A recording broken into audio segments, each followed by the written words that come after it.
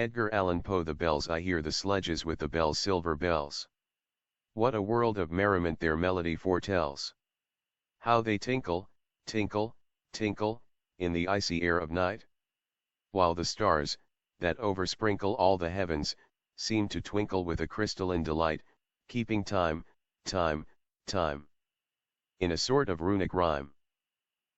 To the tintinnabulation that so musically wells from the bells, bells, bells, bells, bells, bells, bells, from the jingling and the tinkling of the bells. 2. Hear the mellow wedding bells, golden bells. What a world of happiness their harmony foretells. Through the balmy air of night how they ring out their delight. From the molten golden notes, and all in tune, what a liquid ditty floats to the turtle dove that listens, while she gloats on the moon. Oh, from out the sounding cells, what a gush of euphony voluminously wells. How it swells. How it dwells on the future. How it tells of the rapture that impels to the swinging and the ringing of the bells, bells, bells, of the bells, bells, bells, bells, bells, bells, bells, to the rhyming and the chiming of the bells. 3.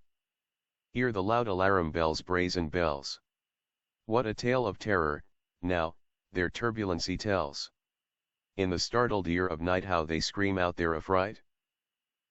Too much horrified to speak, they can only shriek, shriek, out of tune, in a clamorous appealing to the mercy of the fire, in a mad expostulation with the deaf and frantic fire, leaping higher, higher, higher, with a desperate desire, and a resolute endeavor.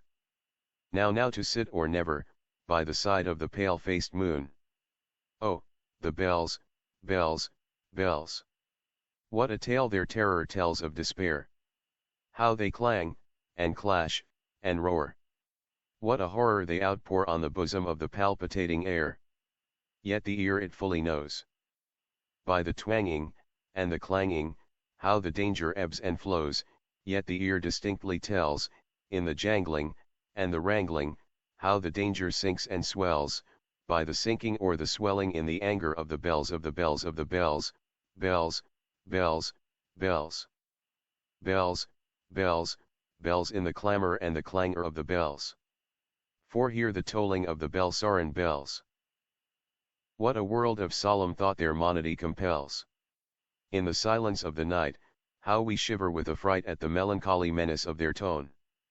For every sound that floats from the rust within their throats is a groan.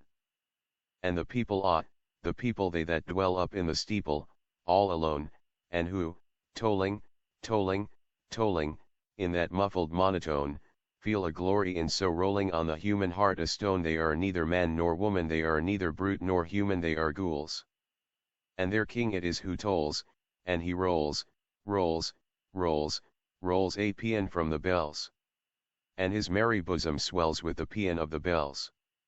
And he dances, and he yells, keeping time, time, time, in a sort of runic rhyme, to the paean of the bells. Of the bells, keeping time, time, time, in a sort of runic rhyme, to the throbbing of the bells, of the bells, bells, bells, to the sobbing of the bells, keeping time, time, time. As he knells, knells, knells, in a happy runic rhyme, to the rolling of the bells, of the bells, bells, bells, to the tolling of the bells, of the bells, bells, bells, bells, bells, bells, bells, to the moaning and the groaning of the bells. Eulalie, a song. I dwelt alone in a world of moan, and my soul was a stagnant tide, till the fair and gentle Eulalie became my blushing bride, till the yellow-haired young Eulalie became my smiling bride. Ah, less bright the stars of the night than the eyes of the radiant girl. And never a flake that the vapor can make with the moon tints of purple and pearl, can vie with the modest Eulalie's most unregarded curl. Can compare with the bright-eyed Eulalie's most humble and careless curl. Now doubt, now pain come never again, for her soul gives me sigh for sigh, and all day long shines, bright and strong, astart within the sky, while ever to her dear Eulalie upturns her matron eye, while ever to her young Eulalie upturns her violet eye. Annabel Lee. It was many and many a year ago, in a kingdom by the sea, that a maiden there lived whom you may know by the name of Annabel Lee, and this maiden she lived with no other thought than to love and be loved by me. I was a child and she was a child, in this kingdom by the sea, but we loved with a love which was more than love, I and my Annabel Lee. With a love that the winged seraphs of heaven coveted her and me. And this was the reason that, long ago, in this kingdom by the sea, a wind blew out of a cloud, chilling my beautiful Annabel Lee, so that her highborn kinsman came and bore her away from me, to shut her up in a sepulchre in this kingdom by the sea. The angels, not half so happy in heaven, went envying her and me. Yes. That was the reason, as all men know. In this kingdom by the sea, that the wind came out of the cloud by night, chilling and killing my Annabel Lee. But our love it was stronger by far than the love of those who were older than we, of many far wiser than we, and neither the angels in heaven above, nor the demons down under the sea, can ever dissever my soul from the soul of the beautiful Annabel Lee. For the moon never beams without bringing me dreams of the beautiful Annabel Lee, and the stars never rise but I feel the bright eyes of the beautiful Annabel Lee. And so, all the night tide, I lie down by the side of my darling, my life and my bride, in her sepulchre there by the sea, in her tomb by the sounding sea. Sonnet silence. There are some qualities, some incorporate things, that have a double life, which thus is made a type of that twin entity which springs from matter and light, evinced in solid and shade. There is a twofold silence, sea and shore, body and soul.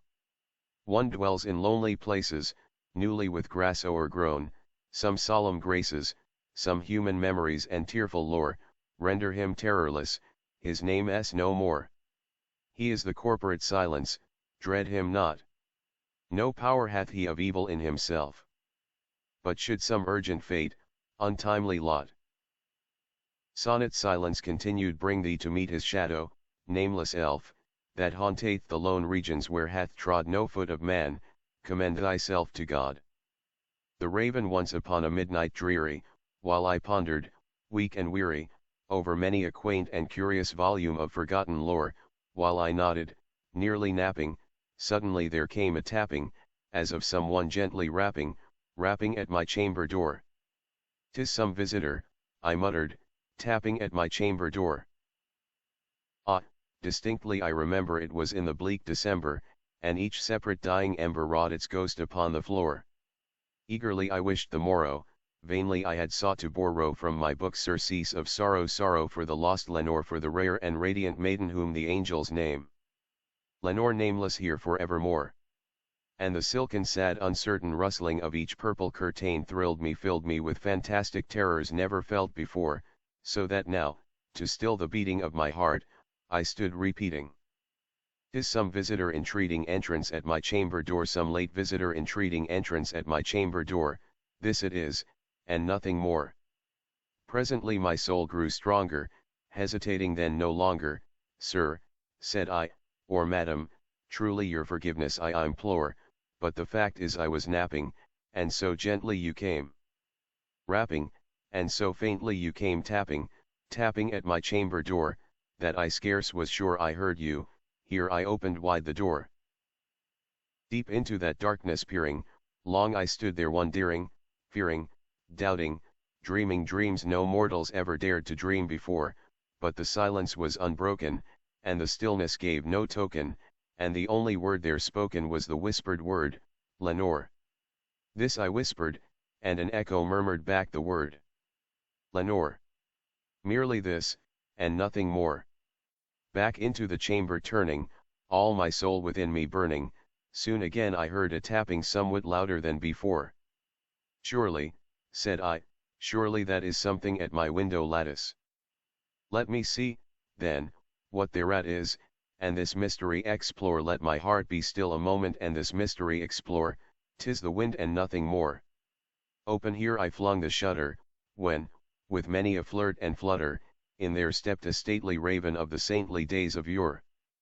Not the least obeisance made he, not a minute stopped or stayed he, but, with mien of lord or lady, perched above my chamber door, perched upon a bust of Pallas just above my chamber door perched, and sat, and nothing more. Then this ebony bird beguiling my sad fancy into smiling, by the grave and stern decorum of the countenance it wore, though thy crest be shorn and shaven, thou, I said, art sure no craven, ghastly grim and ancient raven wandering from the nightly shore, tell me what thy lordly name is on the night Plutonian shore. Quoth the raven, nevermore. Much I marvelled this ungainly fowl to hear discourse so plainly, though its answer little meaning little relevancy bore, for we cannot help agreeing that no living human being ever yet was blessed with seeing bird above his chamber door, bird or beast upon the sculptured bust above his chamber door. But the raven, sitting lonely on the placid bust, spoke only that one word, as if his soul in that one word he did outpour. Nothing further than he uttered, not a feather than he fluttered, till I scarcely more than muttered, other friends have flown before, on the morrow he will leave me, as my hopes have flown before. Then the bird said, nevermore.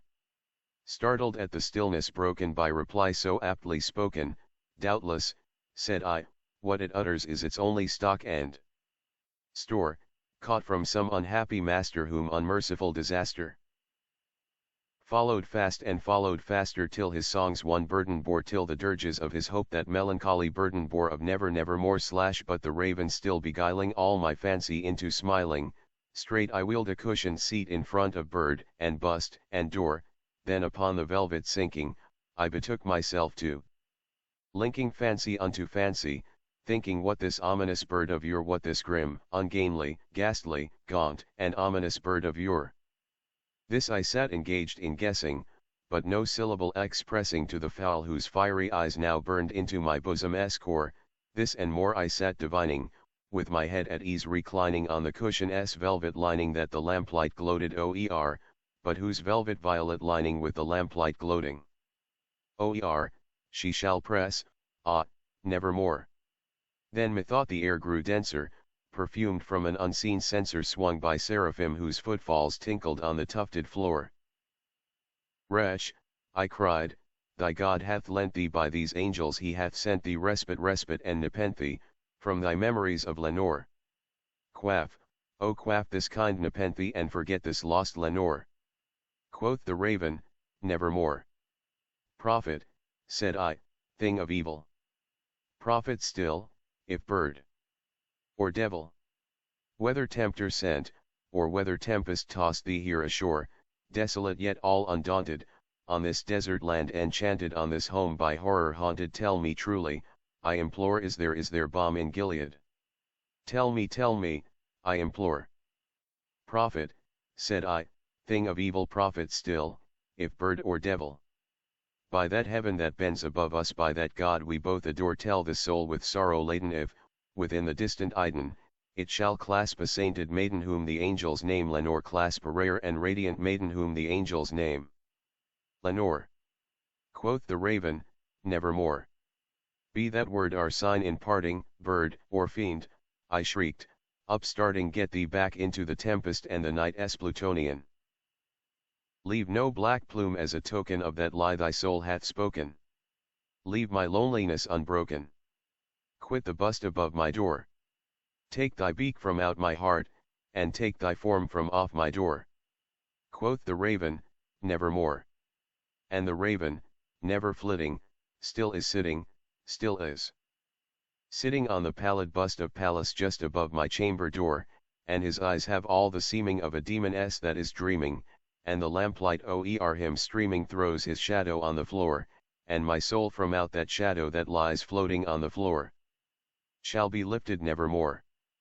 To one in paradise thou wast all that to me, love, for which my soul did pine, a green isle in the sea, love, a fountain and a shrine, all wreathed with fairy fruits and flowers, and all the flowers were mine. Ah, dream too bright to last. Ah, starry hope, that didst arise but to be overcast. To one in paradise, continued a voice from out the future, cries, on. But oer the past, dim gulf, my spirit hovering lies mute, motionless, aghast. For, alas, with me the light of life is oer. No more, such language holds the solemn sea. To the sands upon the shore, shall bloom the thunder-blasted tree or the stricken eagle soar. And all my days are trances, and all my nightly dreams. To one in paradise continued are where thy grey eye glances, and where thy footstep gleams in what ethereal dances, by what eternal streams. Lenore, ah, broken is the golden bowl. The spirit flown forever. Let the bell toll. A saintly soul floats on the Stygian river, and, Guy de Vere, hast thou no tear? Weep now or nevermore. See. On yon drear and rigid bier low lies thy love, Lenore. Come. Let the burial rite be read, the funeral song be sung. An anthem for the queenliest dead that ever died so young, a dirge for her the doubly dead in that she died so young. Wretches! Ye loved her for her wealth and hated her for her pride, and when she fell in feeble health, ye blessed her that she died. How shall the ritual, then, be read? The requiem how? Be sung by you, by yours, the evil eye, by yours, the slanderous tongue that did to death the innocents that died, and died so young. Peccavimus, but rave not thus. And let a Sabbath song go up to God so solemnly the dead may feel no wrong. The sweet Lenore hath gone before, with hope, that flew beside, leaving thee wild for the dear child that should have been thy bride for her, the fair and debonair, that now so lowly lies. The life upon her yellow hair but not within her eyes, the life still there, upon her hair the death upon her eyes. Avaunt! Avaunt! From fiends below, the indignant ghost is riven from hell unto a high estate far up within the heaven, from grief and groan, to a golden throne, beside the King of heaven. Let no bell toll, then, lest her soul, amid its hallowed mirth, should catch the note as it doth float up from the damned earth. And I? Tonight my heart is light. No dirge will I upraise, but waft the angel on her flight with a paean of old days. Dreams, oh! That my young life were a lasting dream. My spirit not awakening, till the beam of an eternity should bring the morrow. Yes. Though that long dream were of hopeless sorrow, 'twere better than the cold reality of waking life, to him whose heart must be, and hath been still, upon the lovely earth. A chaos of dgep passion, from his birth. But should it be that dream eternally continuing as dreams have been to me in my young boyhood, should it thus be given, 'twere folly still to hope for higher heaven. Continued, for I have revelled, when the sun was bright the summer sky, in dreams of living light and loveliness, have left my very heart in climes of my imagining, apart from mine own home, with beings that have been of mine own thought. What more could I have seen? 'Twas once and only once, and the wild hour from my remembrance shall not pass. Some power or spell had bound me, 'twas the chilly wind came o'er me in the night, and left behind its image on my spirit, or the moon shone on my slumbers in her lofty noon. Too coldly o'er the stars howe'er it was, that dream was as that night wind let it pass. I have been happy, though in a dream. I have been happy, and I love the theme, dreams, in their vivid coloring of life. As in that fleeting, shadowy, misty strife of semblance with reality, which brings to the delirious eye, more lovely things of paradise and love and all our own, than young hope in his sunniest hour hath known. To Helen, Helen was Mrs. Whitman. I saw thee once only years ago, I must not say how many, but not many. It was a July midnight, and from out a full-orbed moon, that, like thine own soul, soaring, sought a precipitate pathway up through heaven, there fell a silvery silken veil of light. With quietude, and sultriness, and slumber, upon the upturned faces of 1,000 roses that grew in an enchanted garden, where no wind dared to stir, unless on tiptoe fell on the upturned faces of these roses that gave out, in return for the love light, their odorous souls. In an ecstatic death fell on the upturned faces of the roses, that smiled and died in this parterre, enchanted by thee, and by the poetry of thy presence. Clad all in white, upon a violet bank I saw thee half reclining, while the moon fell on the upturned faces of the roses, and on thine own, upturned alas, in sorrow. Was it not fate, that, on this July midnight, was it not fate, whose name is also sorrow, that bade me pause before that garden gate, to breathe the incense of those slumbering roses? No footstep stirred, the hated world all slept, save only thee and me. Oh, heaven, oh, God! How my heart beats in coupling those two words. Save only thee and me. I paused, I looked, and in an instant all things disappeared. Ah, bear in mind this garden was enchanted. The pearly luster of the moon went out, the mossy banks and the meandering paths, the happy flowers and the repining trees, were seen no more, the very roses' odors died in the arms of the adoring airs. All expired save thee, save less than thou, save only the divine light in thine eyes, save but the soul in thine uplifted eyes. I saw but them, they were the world to me. I saw but them, saw only them for hours, saw only them until the moon went down. What wild heart histories seemed to lie enwritten upon those crystalline, celestial spheres! How dark a woe, yet how sublime a hope! How silently serene a sea of pride! How daring an ambition, yet how deep, how fathomless a capacity for love! But now, at length, dear Diane sank from sight, into a western couch of thundercloud. And thou, a ghost, amid the entombing trees didst glide away. Only thine eyes remained, they would not go, they never yet have gone, lighting my lonely pathway home that night. They have not left me, as my hopes have, since, they follow me, they lead me through the years. They are my ministers, yet I their slave. Their office is to illumine and enkindle my duty, to be saved by their bright light, and purified in their electric fire, and sanctified in their Elysian fire. They fill my soul with beauty, which is hope, and are far up in heaven the stars I kneel to in the sad, silent watches of my night, while even in the meridian glare of day I see them still, two sweetly scintillant Venuses, unextinguished by the sun. The haunted palace in the greenest of our valleys by good angels tenanted, once a fair and stately palace, radiant palace reared its head. In the monarch thought's dominion it stood there. Never seraph spread a pinion over fabric half so fair. Banners yellow, glorious, golden, on its roof did float and flow. All this was in the olden time long ago, and every gentle air that dallied, in that sweet day, along the ramparts plumed and pallid, a winged odor went away. Wanderers in that happy valley, through two luminous windows, saw spirits moving musically, to a lute's well-tuned law, round about a throne where, sitting, Porphyrogene, in state his glory well befitting, the ruler of the realm was seen. And all with pearl and ruby glowing was the fair palace door, through which came flowing, and sparkling evermore, a troop of echoes, whose sweet duty was but to sing, in voices of surpassing beauty, the wit and wisdom of their king. But evil things, in robes of sorrow, assailed the monarch's high estate. Ah, let us mourn, for never morrow shall dawn upon him desolate. And round about his home the glory that blushed and bloomed, is but a dim remembered story of the old time entombed. And travelers, now, within that valley, through the red-litten windows see vast forms, that move fantastically to a discordant melody, while, like a ghastly rapid river, through the pale door a hideous throng rush out forever and laugh but smile no more.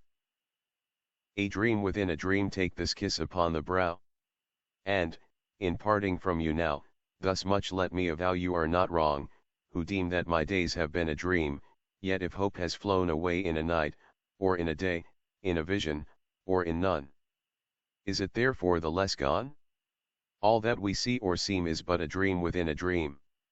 I stand amid the roar of a surf-tormented shore. A dream within a dream continued, and I hold within my hand grains of the golden sand, how few! Yet how they creep through my fingers to the deep, while I weep, while I weep. O God! Can I not grasp them with a tighter clasp? O God! Can I not save one from the pitiless wave? Is all that we see or seem but a dream within a dream? The city in the sea low. Death has reared himself a throne in a strange city lying alone far down within the dim west, where the good and the bad and the worst and the best have gone to their eternal rest. Their shrines and palaces and towers, time-eaten towers that tremble not. resemble nothing that is ours. Around, by lifting wines forgot, resignedly beneath the sky the melancholy waters lie. No rays from the holy heaven come down on the long night time of that town. But light from out the lurid sea streams up the turrets, silently gleams up the pinnacles far and free, up domes, up spires, up kingly halls, up fanes, up Babylon-like walls, up shadowy long-forgotten bowers of sculptured ivy and stone flowers, up many and many a marvelous shrine whose wreathed friezes intertwine the viol, the violet, and the vine. Resignedly beneath the sky the melancholy waters lie. So blend the turrets and shadows there that all seem pendulous in air, while from a proud tower in the town death looks gigantically down. Their open fanes and gaping graves yawn level with the luminous waves, but not the riches there that lie in each idol's diamond eye, not the gaily jeweled dead tempt the waters from their bed, for no ripples curl, alas. Along that wilderness of glass no swellings tell that wines may be. Upon some far-off happier sea no heavings hint that wines have been on seas less hideously serene. But lo, a stir is in the air. The wave there is a movement there. As if the towers had thrust aside, in slightly sinking, the dull tide.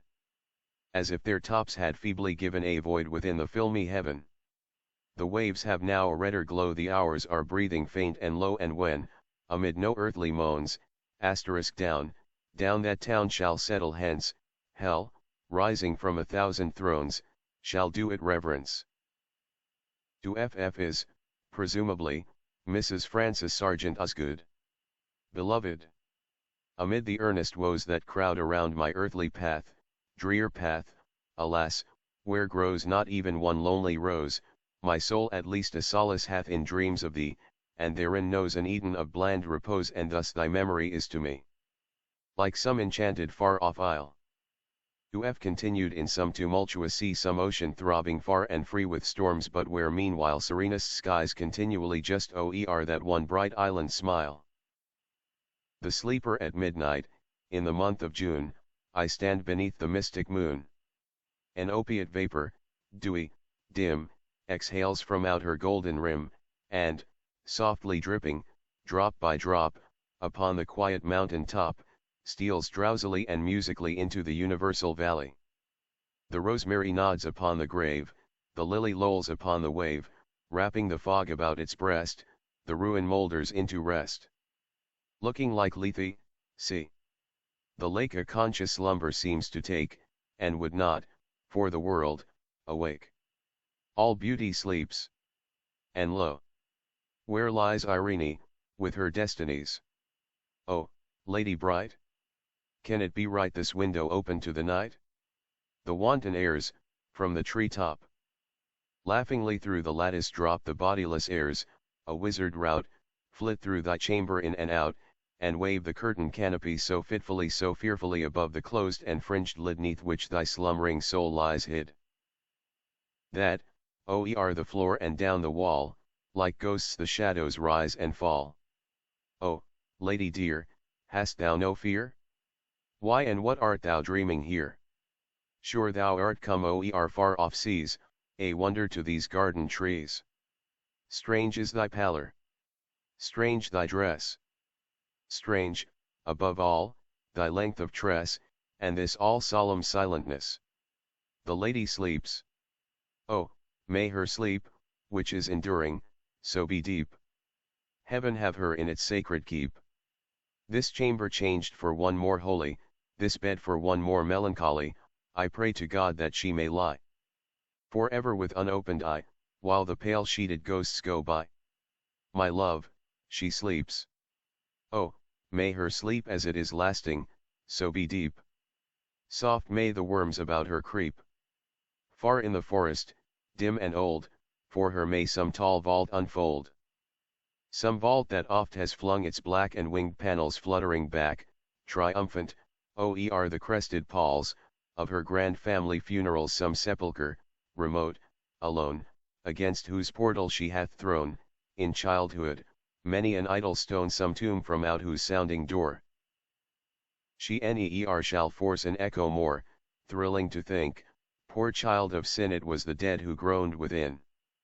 Ulalume the skies they were ashen and sober, the leaves they were crisped and sere, the leaves they were withering and sere. It was night in the lonesome October of my most immemorial year, it was hard by the dim lake of Aubert, in the misty mid-region of Weir, it was down by the dank tarn of Aubert, in the ghoul-haunted woodland of Weir. Here once, through an alley titanic, of Cyprus, I roamed with my soul. Of Cyprus, with Psyche, my soul. These were days when my heart was volcanic as the scorii rivers that roll, as the lavas that restlessly roll their sulphurous currents down Yonec in the ultimate climbs of the pole, that groan as they roll down Mount Yonec in the realms of the boreal pole. Our talk had been serious and sober, but our thoughts they were palsied and sere, our memories were treacherous and sere, for we knew not the month was October, and we marked not the night of the year, ah, night of all nights in the year. We noted not the dim lake of Aubert. Though once we had journeyed down here, remembered not the dank tarn of Aubert, nor the ghoul-haunted woodland of Weir. And now, as the night was senescent, and star-dials pointed to morn, as the star-dials hinted of morn, at the end of our path a leak scent and nebulous lustre was born, out of which a miraculous crescent arose with a duplicate horn, a start diamonded crescent distinct with its duplicate horn. And I said, she is warmer than Diane, she rolls through an ether of sighs. She revels in a region of sighs, she has seen that the tears are not dry on these cheeks, where the worm never dies, and has come past the stars of the lion, to point us the path to the skies, to the Lethean peace of the skies, come up, in despite of the lion. To shine on us with her bright eyes, come up through the lair of the lion, with love in her luminous eyes. But Psyche, uplifting her finger, said sadly, the star I mistrust, her pallor I strangely mistrust, oh, hasten. Oh, let us not linger. Oh, fly. Let us fly. For we must. In terror she spoke, letting sink her wings until they trailed in the dust, in agony sobbed, letting sink her plumes till they trailed in the dust, till they sorrowfully trailed in the dust. I replied, this is nothing but dreaming, let us on by this tremulous light. Let us bathe in this crystalline light. Its sibyllic splendor is beaming with hope and in beauty tonight, see. It flickers up the sky through the night. Ah, we safely may trust to its gleaming. And be sure it will lead us aright, we safely may trust to a gleaming that cannot but guide us aright, since it flickers up to heaven through the night. Thus I pacified Psyche and kissed her, and tempted her out of her gloom, and conquered her scruples and gloom, and we passed to the end of the vista, but were stopped by the door of a tomb, by the door of a legend tomb, and I said, what is written, sweet sister, on the door of this legend tomb? She replied, Ulalume, Ulalume, 'tis the vault of thy lost Ulalume. Then my heart it grew ashen and sober as the leaves that were crisped and sere, as the leaves that were withering and sere, and I cried, it was surely October. On this very night of last year that I journeyed down here, that I brought a dread burden down here, on this night of all nights in the year. Ah, what demon has tempted me here? Well I know, now, this dim lake of Aubert, this misty mid-region of Weir. Well I know, now, this dank tarn of Aubert, this ghoul-haunted woodland of Weir. Romance, romance, who loves to nod and sing, with drowsy head and folded wing, among the green leaves as they shake far down within some shadowy lake, to me a painted paraquet hath been a most familiar bird, taught me my alphabet to say, to lisp my very earliest word, while in the wildwood I did lie. A child with a most knowing eye. Of late, eternal condor years so shake the very heaven on high with tumult as they thunder by. I have no time for idle cares through gazing on the unquiet sky. And when an hour with calmer wings its down upon my spirit flings, that little time with lyre and rhyme to while away forbidden things, my heart would feel to be a crime unless it trembled with the strings. Sonnet to Science, Science. True daughter of old time thou art, who alterest all things with thy peering eyes. Why preyest thou thus upon the poet's heart, vulture, whose wings are dull realities? How should he love thee? Or how deem thee wise, who wouldst not leave him in his wandering, to seek for treasure in the jeweled skies, albeit he soared with an undaunted wing? Hast thou not dragged Diana from her car, and driven the Hamadryad from the wood to seek a shelter in some happier star? Hast thou not torn the naiad from her flood, the elfin from the green grass, and from me the summer dream beneath the tamarind tree? Eldorado gaily bedight, a gallant knight, in sunshine and in shadow, had journeyed long, singing a song, in search of Eldorado. But he grew old, this knight so bold, and his heart a shadow fell as he found no spot of ground that looked like Eldorado. And, as his strength failed him at length, he met a pilgrim. Shadow, said he, where can it be, this land of Eldorado? Over the mountains of the moon, down the valley of the shadow. Ride, boldly ride, the shade replied, if you seek for Eldorado. Mo. I care not that my earthly lot hath little of earth in it, that years of love have been forgot in the fever of a minute. I heed not that the desolate are happier, sweet, than I, but that you meddle with my fate who am a passer-by. It is not that my founts of bliss are gushing strange with tears, or that the thrill of a single kiss hath palsied many years. 'Tis not that the flowers of 20 springs which have withered as they rose lie dead on my heart strings with the weight of an age of snows. Not that the grass, oh, may it thrive, on my grave is growing or grown, but that, while I am dead yet alive I cannot be, lady, alone. The Conqueror Worm. Lo! 'Tis a gala night within the lonesome latter years. An angel throng, booinged, bedight in veils, and drowned in tears, sit in a theatre, to see a play of hopes and fears, while the orchestra breathes fitfully the music of the spheres. Mimes, in the form of God on high, mutter and mumble low, and hither and thither fly, mere puppets they, who come and go. The Conqueror Worm continued at bidding of vast formless things that shift the scenery to and fro, flapping from out their condor wings invisible woe. That motley drama, oh, be sure it shall not be forgot, with its phantom chased for evermore, by a crowd that sees it not, through a circle that ever returneth in to the self-same spot, and much of madness, and more of sin, and horror the soul of the plot. But see, amid the mimic rout a crawling shape intrude. The Conqueror Worm continued, a blood-red thing that writhes from out the scenic solitude. It writhes. It writhes. With mortal pangs the mimes become its food, and seraphs sob at vermin fangs in human gore imbued. Out are the lights, out all. And, over each quivering form, the curtain, a funeral pall, comes down with the rush of a storm, while the angels, all pallid and wan, uprising, unveiling, affirm that the play is the tragedy, man, and its hero the Conqueror Worm. Sonnet to Zante, fair isle, that from the fairest of all flowers, thy gentlest of all gentle names dost take. How many memories of what radiant hours at sight of thee and thine at once awake! How many scenes of what departed bliss! How many thoughts of what entombed hopes! How many visions of a maiden that is no more upon thy verdant slopes! No more! Alas, that magical sad sound transforming all thy charms shall please no more, thy memory no more. Accursed ground, henceforth I hold thy flower enamelled shore, O hyacinthine isle! O purple Zante! Isola di oro! Fier de Levant! To MLS Mrs. Marie-Louise Shue. Of all who hail thy presence as the morning of all, to whom thine absence is the night, the blotting utterly from out high heaven, the sacred son of all who, weeping, bless thee hourly for hope, for life, above all, for the resurrection of deep buried faith. In truth, in virtue, in humanity, of all who, on despair's unhallowed bed lying down to die, have suddenly arisen at thy soft murmured words, let there be light. At the soft murmured words that were fulfilled.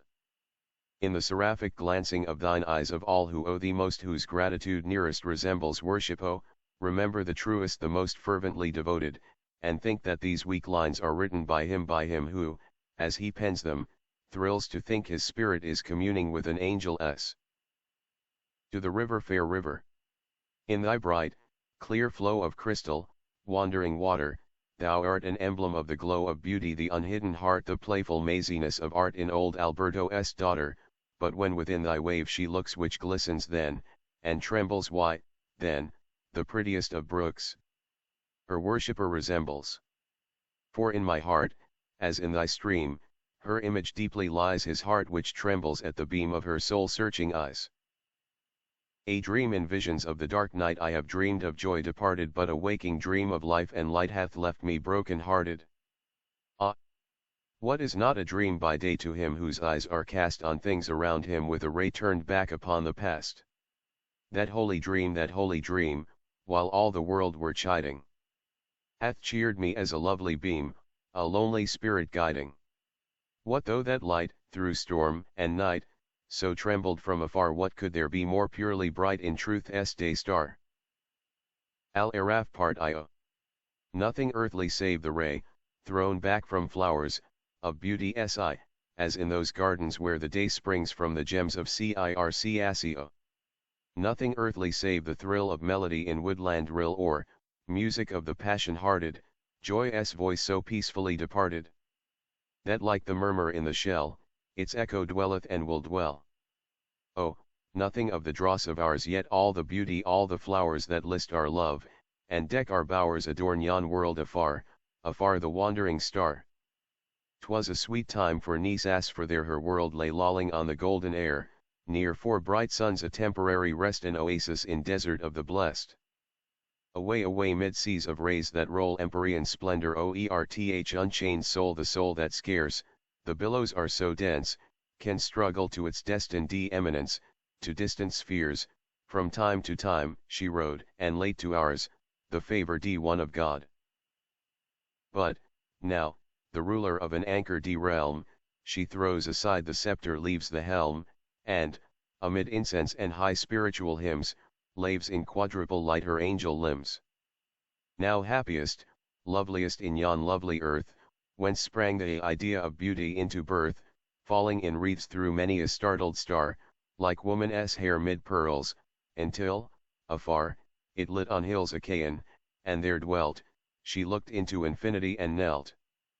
Rich clouds, 4 canopies, about her curled, fit emblems of the model of her world seen but in beauty, not impeding sight of other beauty, glittering through the light, a wreath that twined each starry form around, and all the opal air in color bound.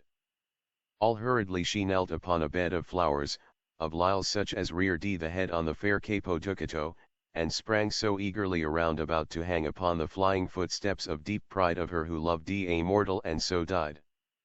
The cephalica, budding with young bees, upreared its purple stem around her knees, and gemmy flower, of Trebizond misnamed inmate of highest stars, where erst it shammed all other loveliness, its honeyed dew, the fabled nectar that the heathen knew, deliriously sweet, was dropped from heaven, and fell on gardens of the unforgiven in Trebizond, and on a sunny flower so like its own above that, to this hour, it still remaineth, torturing the bee with madness, and unwonted reverie, in heaven, and all its environs. The leaf and blossom of the fairy plant in grief disconsolate linger, grief that hangs her head, repenting follies that full long have fled, heaving her white breast to the balmy air, like guilty beauty, chastened and more fair.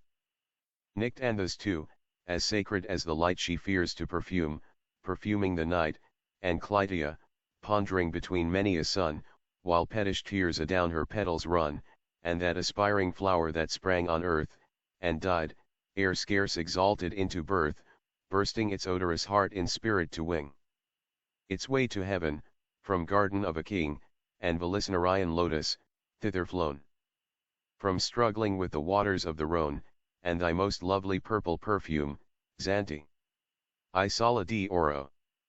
Fier de Levant. And the Nelumbo bud that floats forever with Indian Cupid down the holy river, fair flowers, and fairy, to whose care is given to bear the goddess song, in odors, up to heaven. Spirit, thou dwellest where, in the deep sky, the terrible and fair, in beauty vie. Beyond the line of blue, the boundary of the star which turneth at the view of thy barrier, and thy bar of the barrier overgone by the comets who were cast from their pride and from their throne to be drudges till the last, to be carriers of fire, the red fire of their heart, with speed that may not tire and with pain that shall not part, who livest that we know in eternity we feel. But the shadow of whose brow what spirit shall reveal? Though the beings whom thy Nisus, thy messenger hath known have dreamed thee for thy infinity a model of their own thy will is done, O God. The star hath ridden high through many a tempest, but she rode beneath thy burning eye, and here, in thought, to thee in thought that can alone ascend thy empire and so be a partner of thy throne by winged fantasy, my embassy is given, till secrecy shall knowledge be in the environs of heaven. She seized and buried then her burning cheek. Abashed, amid the lilies there, to seek a shelter from the fervor of his eye, for the stars trembled at the deity. She stirred not breathed not for a voice was there how solemnly pervading the calm air. A sound of silence on the startled ear which dreamy poets name the music of the sphere. Ours is a world of words, quiet we call silence which is the merest word of all. All nature speaks, and even ideal things flap shadowy sounds from visionary wings but not so when, thus, in realms on high the eternal voice of God is passing by, and the red wines are withering in the sky, what though in worlds which sightless cycles run linked to a little system, and one sun. Where all my life is folly and the crowd still think my terrors but the thunder cloud, the storm, the earthquake, and the ocean wrath, will they cross me in my angrier path? What though in world which hold a single sun the sands of time grow dimmer as they run, yet thine is my resplendency, so given to bear my secrets through the upper heaven leave tenantless thy crystal home, and fly, with all thy train, athwart the moony sky apart like fireflies in the Sicilian night. And wing to other worlds another light. Divulge the secrets of thy embassy to the proud orbs that twinkle and so be to every heart a barrier and a ban lest the stars totter in the guilt of man. Up rose the maiden in the yellow night, the single-mooned eve. On earth we plight our faith to one love and one moon adore. The birthplace of young beauty had no more. As sprang that yellow star from downy hours uprose the maiden from her shrine of flowers, and bent o'er sheeny mountains and dim plain her way, but left not yet her Thracian reign. Part 2. High on a mountain of enamelled head such as the drowsy shepherd on his bed of giant pasturage lying at his ease, raising his heavy eyelid, starts and sees with many a muttered hope to be forgiven what time the moon is quadrate in heaven of rosy head that, towering far away into the sunlight ether, caught the ray of sunken suns at eve at noon of night. While the moon dank with the fair stranger light upreared upon such height arose a pile of gorgeous columns on unburthened air, flashing from Parian marble that twin smile far down upon the wave that sparkled there, and nursled the young mountain in its lair. Of molten stars their pavement, such as fall through the ebon air, besilvering the pall of their own dissolution, while they die adorning then the dwellings of the sky. A dome, by linked light from heaven let down, sat gently on these columns as a crown a window of one circular diamond, there, looked out above into the purple air, and rays from God shot down that meteor chain and hallowed all the beauty twice again. Save when, between Empyrean and that ring, some eager spirit flapped his dusky wing. But on the pillars seraph eyes have seen the dimness of this world, that greyish green that nature loves the best for beauty's grave lurked in each cornice, round each architrave. And every sculptured cherub thereabout that from his marble dwelling peered out, seemed earthly in the shadow of his Nichicaean statues in a world so rich. Friezes from Tadmor and Persepolis from Baalbek, and the stilly, clear abyss of beautiful Gomorrah. Oh, the wave is now upon thee but too late to save. Sound loves to revel in a summer night, witness the murmur of the grey twilight that stole upon the ear, in Aaraaf, of many a wild stargazer long ago that stealeth ever on the ear of him who, musing, gazeth on the distant dim, and sees the darkness coming as a cloud. Is not its form its voice most palpable and loud? But what is this? It cometh, and it brings a music with it 'tis the rush of wings a pause and then a sweeping, falling strain and Nisus is in her halls again. From the wild energy of wanton haste her cheeks were flushing, and her lips apart, and zone that clung around her gentle waist had burst beneath the heaving of her heart. Within the center of that hall to breathe, she paused, and panted, Xanth. All beneath, the fairy light that kissed her golden hair and longed to rest, yet could but sparkle there. Young flowers were whispering in melody to happy flowers that night, and tree to tree, fountains were gushing music as they fell in many a starlit grove, or moonlit dell, yet silence came upon material things, fair flowers, bright waterfalls, and angel wings, and sound alone that from the spirit sprang. Bore burthen to the charm the maiden sang, neath the bluebell or streamer or tufted wild spray that keeps, from the dreamer, the moon beams away bright beings that ponder, with half-closing eyes, on the stars which your wonder hath drawn from the skies, till they glance through the shade, and come down to your brow like eyes of the maiden who calls on you. Now arise from your dreaming in violet bowers, to duty beseeming these star-litten hours, and shake from your tresses encumbered with dew the breath of those kisses that cumber them too. Oh, how, without you, love, could angels be blessed? Those kisses of true love that lull thee yet to rest. Up, shake from your wing each hindering thing, the dew of the night it would weigh down your flight, and true love caresses, oh, leave them apart. They are light on the tresses, but lead on the heart. Ligeia, Ligeia, my beautiful one, whose harshest idea will to melody run? Oh, is it thy will on the breezes to toss? Or, capriciously still, like the lone albatross, incumbent on night, as she on the air, to keep watch with delight on the harmony there? Ligeia, wherever thy image may be, no magic shall sever thy music from thee. Thou hast bound many eyes in a dreamy sleep, but the strains still arise which thy vigilance keep, the sound of the rain, which leaps down to the flower and dances again in the rhythm of the shower. The murmur that springs from the growing of grass are the music of things, but are modale d, alas. Away, then, my dearest, oh, hie thee away to the springs that lie clearest beneath the moon ray. The lone lake that smiles, in its dream of deep rest, at the many star isles that enjewel its breast, where wild flowers, creeping, have mingled their shade, on its margin is sleeping. Full many a maid, some have left the cool glade, and have slept with the bee. Arouse them, my maiden, on moorland and lea go. Breathe on their slumber, all softly in ear, thy musical number they slumbered to hear. For what can awaken an angel so soon, whose sleep hath been taken beneath the cold moon, as the spell which no slumber of witchery may test, the rhythmical number which lulled him to rest. Spirits in wing, and angels to the view, 8,000 seraphs burst th empyrean through young dreams, still hovering on their drowsy flight. Seraphs in all but knowledge, the keen light that fell, refracted, through thy bounds, afar, O death. From eye of God upon that star, sweet was that error, sweeter still that death. Sweet was that error, even with us the breath of science dims the mirror of our joy. To them 'twere the simulum, and would destroy. For what, to them, availeth it to know that truth is falsehood, or that bliss is woe? Sweet was their death, with them to die was rife with the last ecstasy of satiate life. Beyond that death no immortality, but sleep that pondereth and is not to be. And there, oh, may my weary spirit dwell apart from heaven's eternity, and yet how far from hell!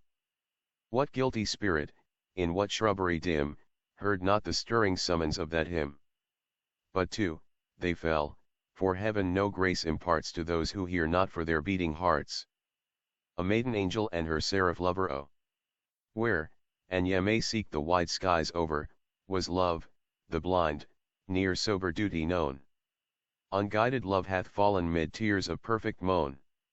He was a goodly spirit he who fell, a wanderer by moss mantled well, a gazer on the lights that shine above, a dreamer in the moonbeam by his love. What wonder? For each star is alike there, and looks so sweetly down on beauty's hair, and they, and every mossy spring were holy to his love-haunted heart and melancholy. The night had found, to him a night of woe, upon a mountain crag, young Angelo beetling it bends athwart the solemn sky, and scowls on starry worlds that down beneath it lie. Here sat he with his love, his dark eye bent with eagle gaze along the firmament.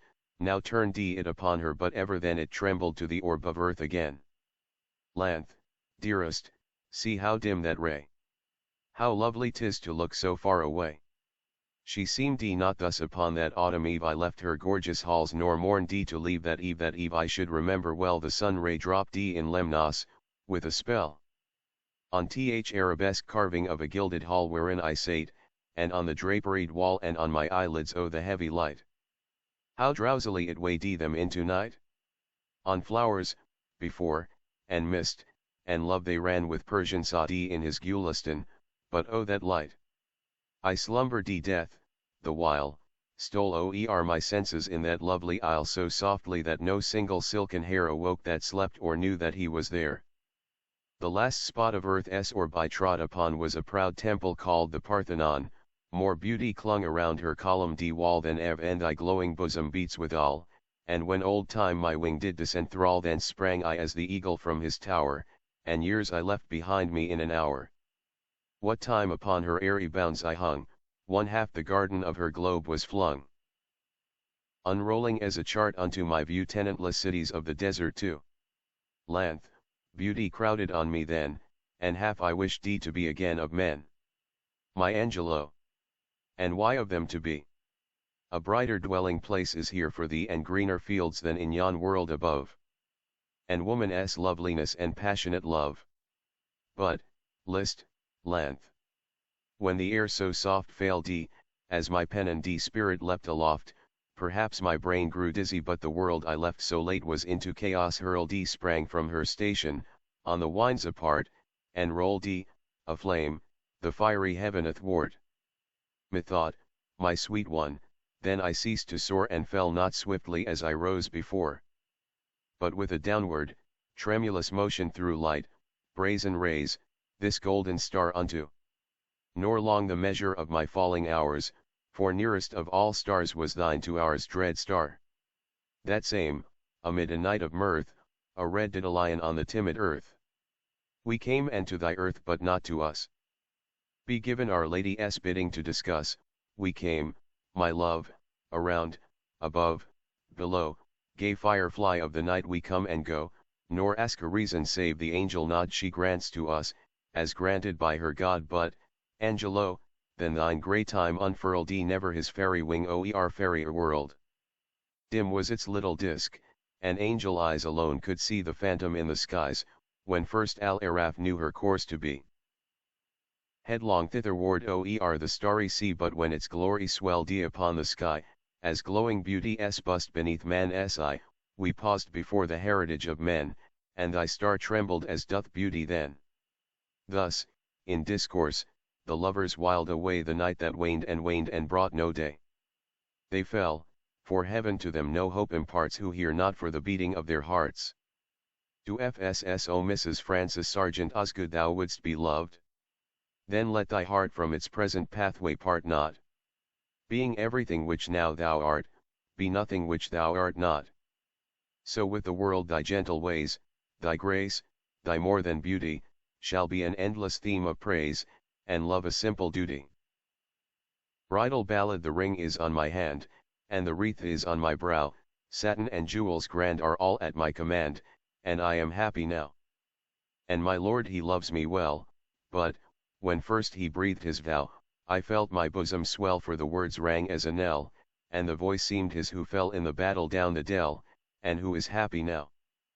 But he spoke to reassure me, and he kissed my pallid brow, while a reverie came o'er me, and to the churchyard bore me, and I sighed to him before me, thinking him dead allure me, oh, I am happy now. And thus the words were spoken, and this the plighted vow. And, though my faith be broken, and, though my heart be broken, here is a ring, as token that I am happy now. Would God I could awaken! For I dream I know not how. And my soul is sorely shaken lest an evil step be taken, lest the dead who is forsaken may not be happy now.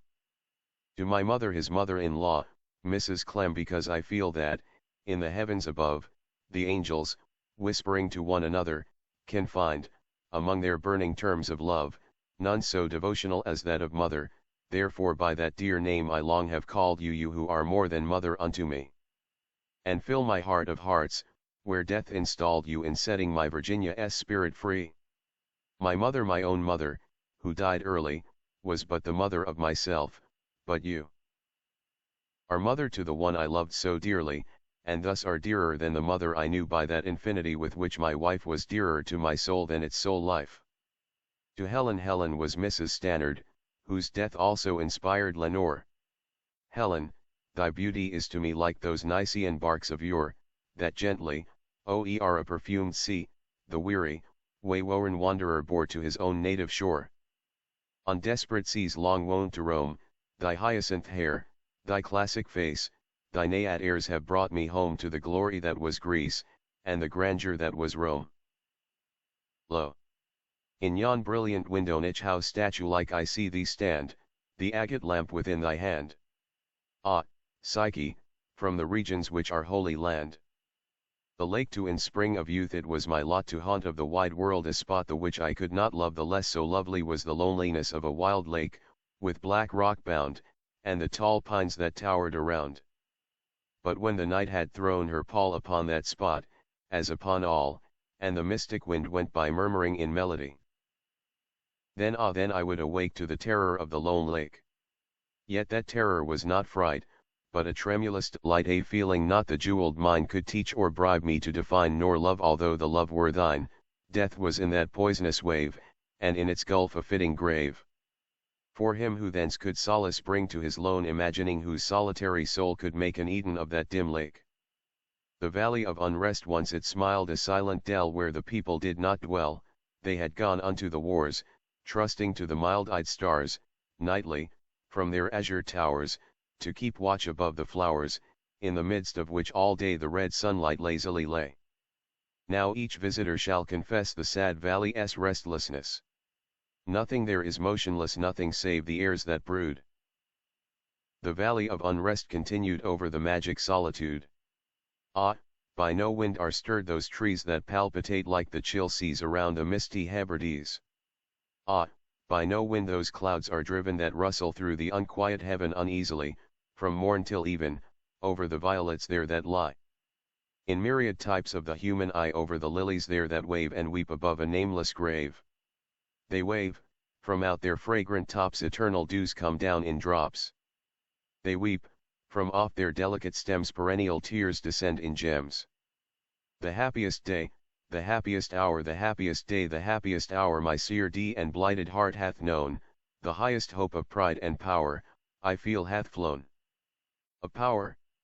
Said I. Yes. Such I ween, but they have vanished long, alas. The visions of my youth have been, but let them pass. And, pride, what have I now with thee? Another brow may even inherit. The happiest day, the happiest hour, continued the venom thou hast poured on me, be still, my spirit. The happiest day, the happiest hour mine eyes shall see, have ever seen, the brightest glance of pride and power, I feel have been, but were that hope of pride and power. Now offered with the pain even then I felt that brightest hour I would not live again, for on its wing was dark alloy, and, as it fluttered fell an essence powerful to destroy a soul that knew it well. Catholic hymn at morn, at noon, at twilight, dim Maria. Thou hast heard my hymn. In joy and woe, in good and ill, Mother of God, be with me still. When the hours flew brightly by, and not a cloud obscured the sky, my soul, lest it should truant be, thy grace did guide to thine and thee. Now, when storms of fate o'ercast darkly my present and my past, let my future radiant shine with sweet hopes of thee and thine. To Mrs. Marie-Louise Shue. Not long ago, the writer of these lines, in the mad pride of intellectuality, maintained the power of words, denied that ever a thought arose within the human brain beyond the utterance of the human tongue, and now, as if in mockery of that boast, two words, two foreign soft dissyllables, Italian tones, made only to be murmured by angels dreaming in the moonlit dew that hangs like chains of pearl on Hermon Hill, have stirred from out the abysses of his heart to continued unthought like thoughts that are the souls of thought, richer, far wilder, far diviner visions than even Seraph Harper, Israfel, who has the sweetest voice of all God's creatures, could hope to utter. And my spells are broken. The pen falls powerless from my shivering hand. With thy dear name as text, though bidden by thee, I cannot write, I cannot speak or think, alas, I cannot feel, for 'tis not feeling, this standing motionless upon the golden threshold of the wide open gate of dreams. Gazing, entranced, adown the gorgeous vista, and thrilling as I see, upon the right, upon the left, and all the way along, amid empurpled vapors, far away to where the prospect terminates the only evening star. 'Twas noontide of summer, and mid-time of night, and stars in their orbits, shone pale, through the light of the brighter, cold moon, mid planets her slaves, herself in the heavens, her beam on the waves. I gazed a while on her cold smile, too cold for me there passed thee, as a shroud, of fleecy cloud. Evening star continued, and I turned thee away to thee, proud evening star, in thy glory afar, and dearer thy beam shall be, for joy to my heart is the proud part thou bearest in heaven at night, and more I admire thy distant fire, than that colder, lowly light. Stanzas. How often we forget all time, when lone admiring nature's universal throne, her woods, her wilds, her mountains, the intense reply of hers to our intelligence. Byron, The Island. In youth have I known one with whom the earth in secret communing held as he with it, in daylight, and in beauty from his birth, whose fervid, flickering torch of life was lit from the sun and stars, whence he had drawn forth a passionate light such for his spirit was fit. Stanzas continued. And yet that spirit knew not, in the hour of its own fervor, what had it power. Perhaps it may be that my mind is wrought to a fever by the moonbeam that hangs but I will half believe that wild light fraught with more of sovereignty than ancient lore hath ever told, or is it of a thought the unembodied essence, and no more that with a quickening spell doth us pass as dew of the night time the summer grass. Doth us pass, when, as expanding eye to the loved object, so the tear to the lid will start, which lately slept in apathy. And yet it need not be, that object, hid from us in life but common, which doth he each hour before us, but then only, bid with a strange sound, as of a harp string broken, to awake us. 'Tis a symbol and a token of what in other worlds shall be, and given in beauty by our God, to those alone who otherwise would fall from life and heaven, drawn by their heart's passion, and that tone, that high tone of the spirit which hath striven, though not with faith, with godliness, whose throne with desperate energy hath beaten down, wearing its own deep feeling as a crown. Spirits of the dead, thy soul shall find itself alone mid dark thoughts of the grey tombstone, not one, of all the crowd, to pry into thine hour of secrecy. Be silent in that solitude, which is not loneliness, for then the spirits of the dead, who stood in life before thee, are again in death around thee, and their will shall overshadow thee. Be still. Spirits of the dead, continued the night, though clear, shall frown, and the stars shall not look down from their high thrones in the heaven with light like hope to mortals given, but their red orbs, without beam, to thy weariness shall seem as a burning and a fever which would cling to thee forever. Now our thoughts thou shalt not banish, now our visions to vanish, from thy spirit shall they pass no more, like dew drop from the grass. The breeze, the breath of God, is still, and the mist upon the hill shadowy, yet unbroken. Spirits of the dead, continued, is a symbol and a token. How it hangs upon the trees, a mystery of mysteries. Israfel, and the angel Israfel, whose heartstrings are a lute, and who has the sweetest voice of all God's creatures. Quran. In heaven a spirit doth dwell, whose heartstrings are a lute, none sing so wildly well as the angel Israfel, and the giddy stars, so legends tell, ceasing their hymns, attend the spell of his voice, all mute, tottering above in her highest noon. The enamored moon blushes with love, while, to listen, the red levin, with the rapid Pleiads, even, which were 7, pauses in heaven. And they say, the starry choir and the other listening things, that Israfeli's fire is owing to that lyre by which he sits and sings the trembling living wire of those unusual strings. But the skies that angel trod, where deep thoughts are a duty, where love is a grown-up god, where the houri glances are imbued with all the beauty which we worship in a star. Therefore thou art not wrong, Israfeli, who despisest an unimpassioned song, to thee the laurels belong, best bard, because the wisest. Merrily live, and long. The ecstasies above. With thy burning measures suit thy grief, thy joy, thy hate, thy love, with the fervor of thy lute well may the stars be mute. Yes, heaven is thine, but this is a world of sweets and sours, our flowers are merely flowers, and the shadow of thy perfect bliss is the sunshine of ours. If I could dwell where Israfel hath dwelt, and he where I, he might not sing so wildly well a mortal melody, while a bolder note than this might swell from my lyre within the sky. Song, I saw thee on thy bridal day when a burning blush came o'er thee, though happiness around thee lay, the world all love before thee, and in thine eye a kindling light, whatever it might be, was all on earth my aching sight of loveliness could see.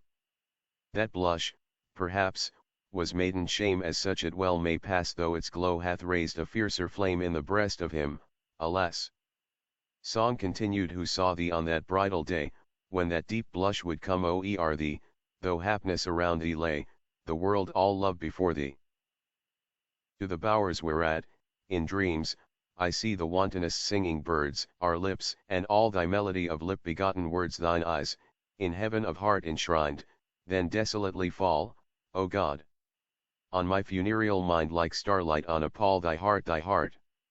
I wake and sigh, and sleep to dream till day of the truth that gold can never buy, of the baubles that it may.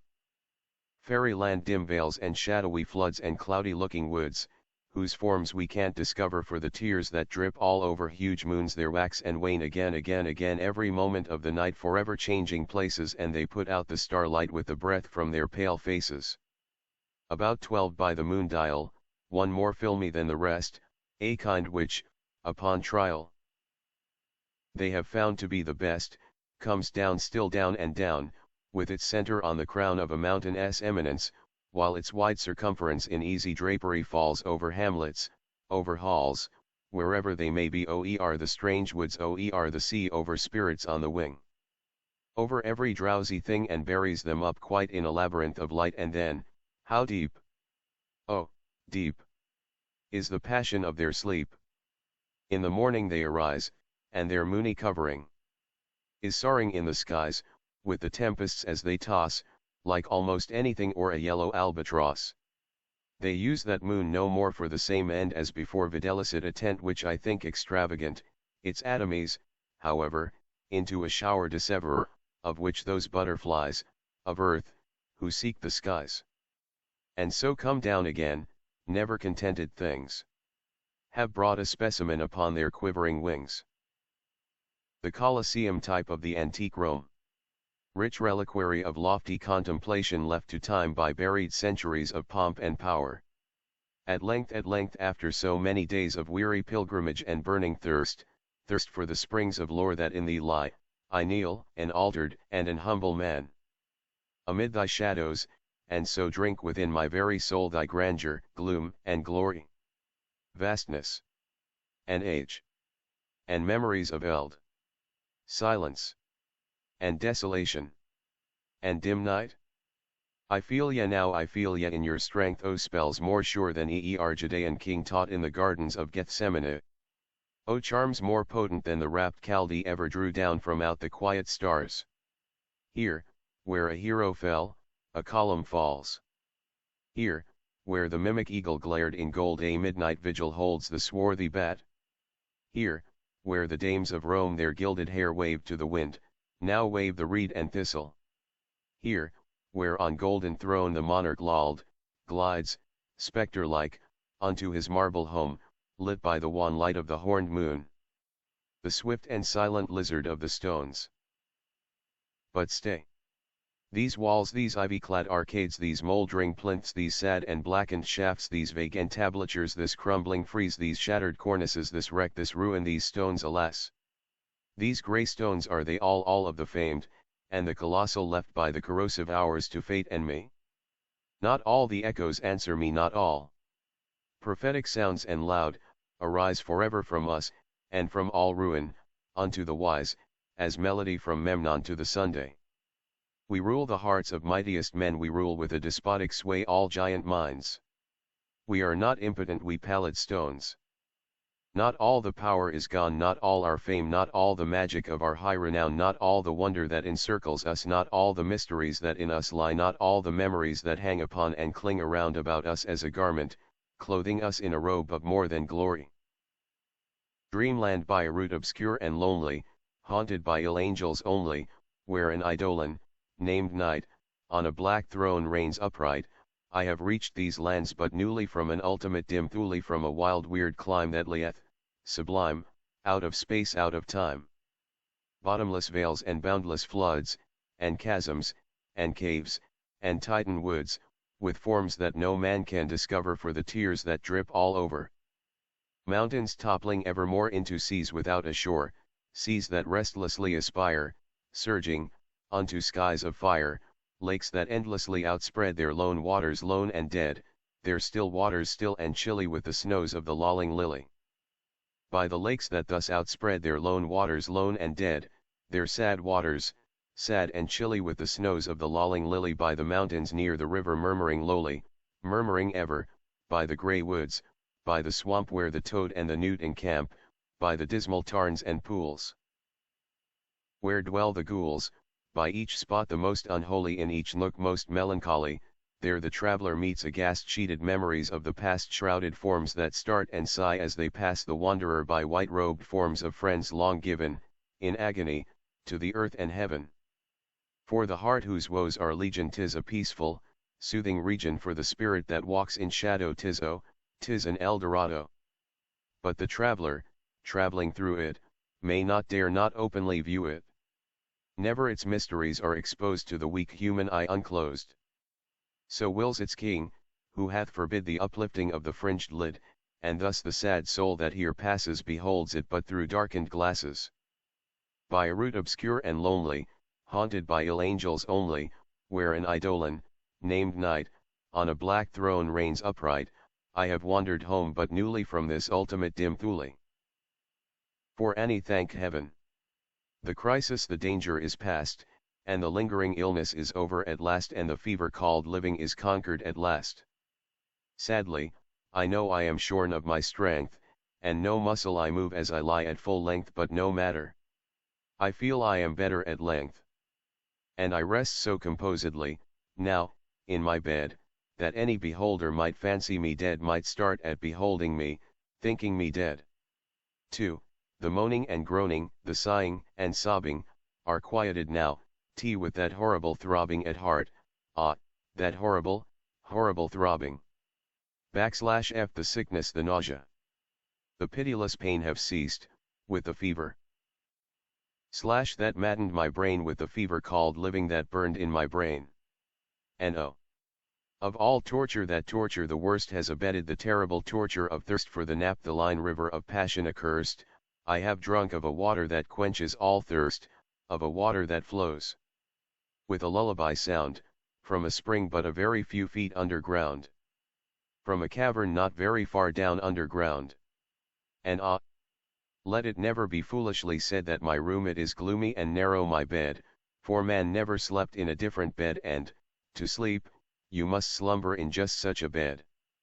My tantalized spirit here blandly reposes, forgetting, or never regretting its roses, its old agitations of myrtles and roses.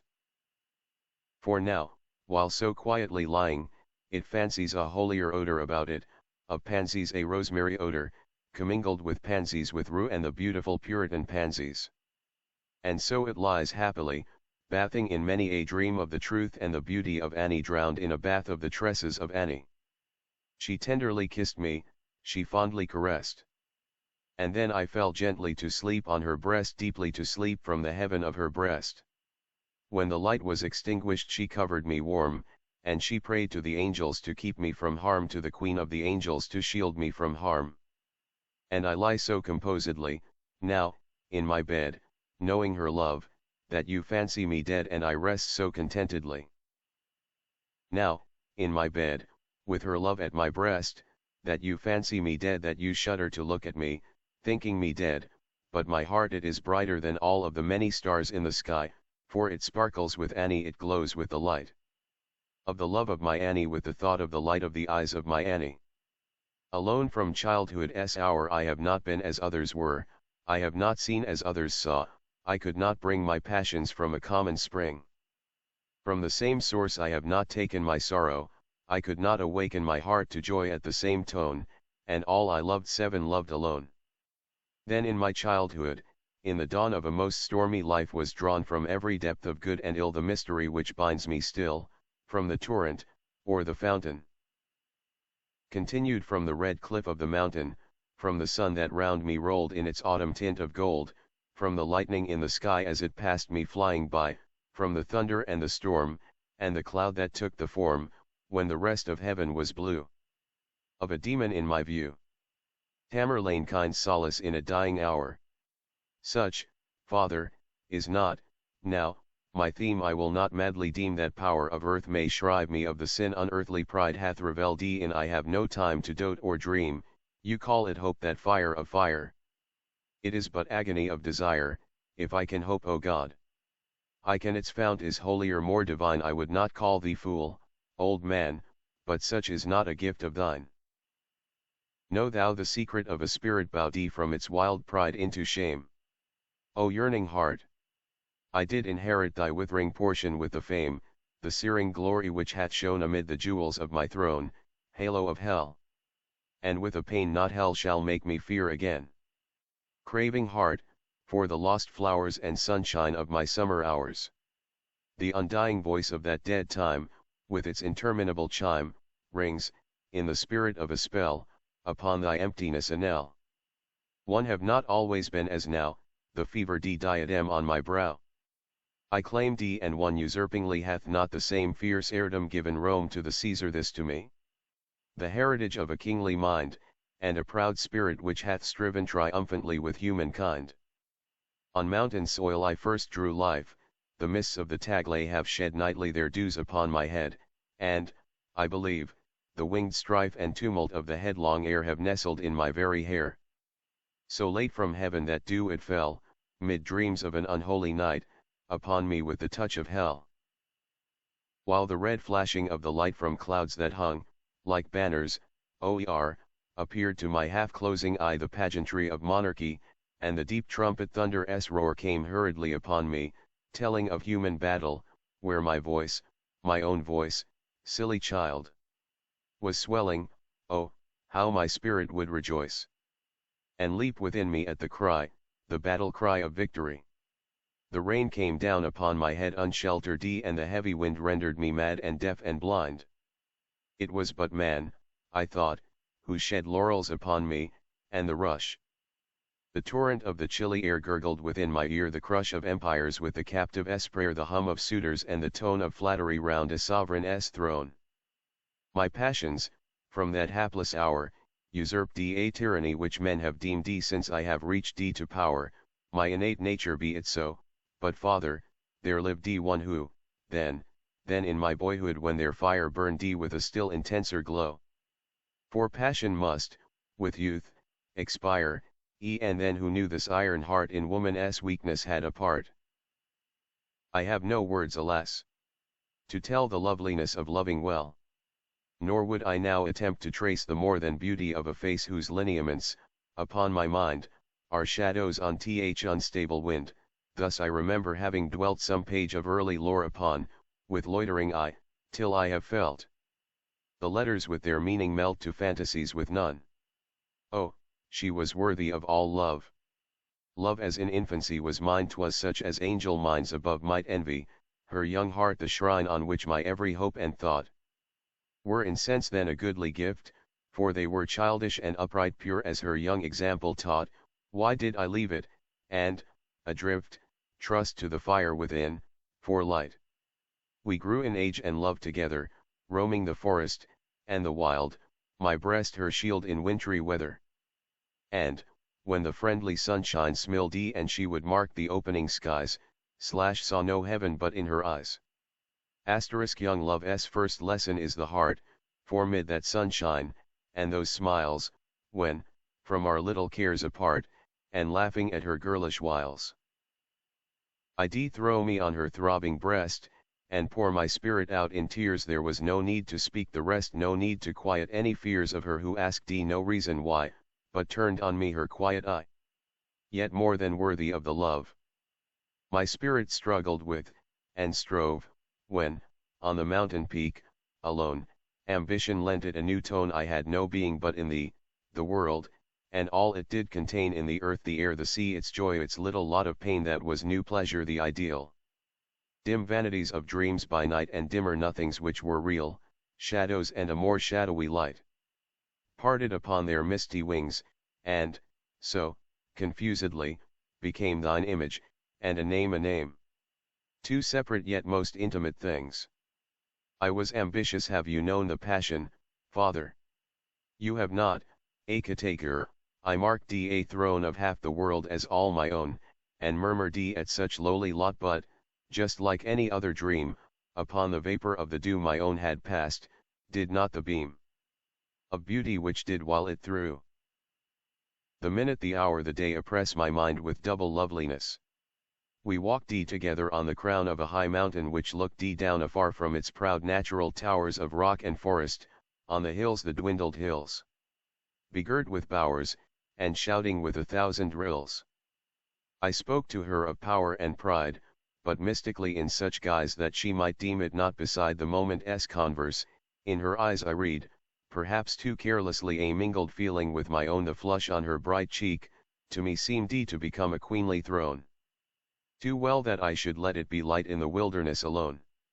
I wrapped myself in grandeur then, and donned a visionary crown. Yet it was not that fantasy had thrown her mantle over me, but that, among the rabble men, lion ambition is chained down and crouches to a keeper's hand. Not so in deserts, where the grand, the wild, the terrible conspire with their own breath to fan his fire. Look round thee now on Samarcand. Is not she queen of earth? Her pride above all cities. In her hand their destinies. In all beside of glory which the world hath known, stands she not nobly and alone? Falling, her veriest stepping stone shall form the pedestal of a throne. And who her sovereign? Timur, he whom the astonished people saw striding o'er empires haughtily, a diademed outlaw. O, human love! Thou spirit given, on earth, of all we hope in heaven, which fallest into the soul like rain upon the Sirach-withered plain, and, failing in thy power to bless, but leavest the heart a wilderness. Idea, which bindest life around with music of so strange a sound, and beauty of so wild a birth, farewell. For I have won the earth. When hope, the eagle that towered could see no cliff beyond him in the sky, his pinions were bent droopingly, and homeward turned his softened eye. 'Twas sunset, when the sun will part. There comes a sullenness of heart to him who still would look upon the glory of the summer sun.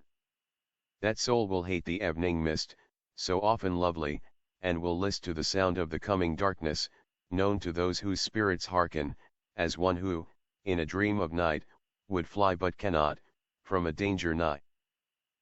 What though the moon, the white moon, shed all the splendor of her noon, her smile is chilly, and her beam, in that time of dreariness, will seem, so like you gather in your breath, a portrait taken after death. And boyhood is a summer sun whose waning is the dreariest one, for all we live to know is known, for all we seek to keep hath flown. Let life, then, as the day flower, fall with the noonday beauty which is all. I reached my home no more, for all had flown who made it so. I passed from out its mossy door, and, though my tread was soft and low, a voice came from the threshold stone of one whom I had earlier known. Oh, I defy thee, hell, to show on beds of fire that burn below, a humbler heart, a deeper woe. Father, I firmly do believe I know, for death, who comes for me from regions of the blessed afar, where there is nothing to deceive, hath left his iron gate ajar. And rays of truth you cannot see are flashing through eternity. I do believe that Eblis hath a snare in every human path, else how, when in the holy grove I wandered of the idol, love, who daily scents his snowy wings with incense of burnt offerings from the most unpolluted things.